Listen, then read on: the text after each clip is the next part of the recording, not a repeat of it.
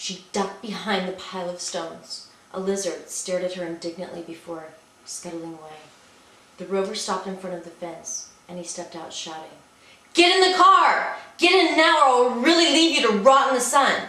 He hesitated for a moment and kicked a spray of sand in the direction of the fence. "Your choice." He walked around to the back of the car and reached inside. First he took out her makeup bag, the gold-toned one from the big store in London with all the lights. He threw it towards the fence. It hit a pole and split open, lipstick, shiny compacts, tweezers spilling into the sand. He lifted her leather suitcase out, and it flew open, dumping everything into the dust. He kicked her sweaters until they were gray, ground her sequins mules into pieces, ripped her silk underwear with his hands. Next was a matching hanging bag, which he unzipped, heaving each dress separately into the air. Sheer fabric caught in the wind and hung shadow-like for a moment. Rhinestones glimmered falsely. Bright colors became dim. He spit in her direction, tripped over his robes, and got into the car, reversing backwards and forward over her suitcase several times before gunning the engine and taking off. She emerged from behind the structure. The sun had beaten her hair into a liquid cap that dripped down her temples. A green silk sarong lay withered in front of her toes. She bent down and wrapped it around her head turban style.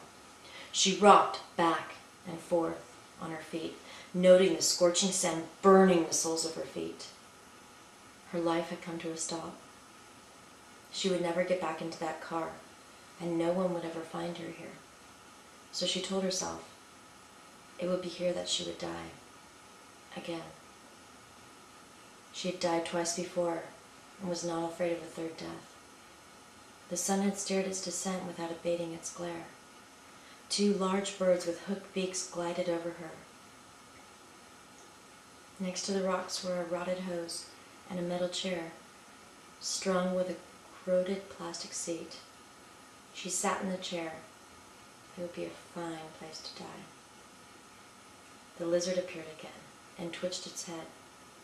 Lily peered into its wide eyes. It stared back, its unflinching gaze and ancient wrinkles making it seem immeasurably wise. She watched the lizard a long time, hoping it would tell her something she needed to know.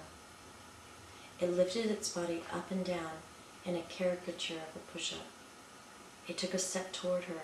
She leaned closer, craning her neck. Again, the roar of the engine echoed across the flatness. The lizard disappeared. She jumped out of the chair and ducked behind the rocks. He threw on the brakes. The car spun in a half circle, encasing her in a film of dust.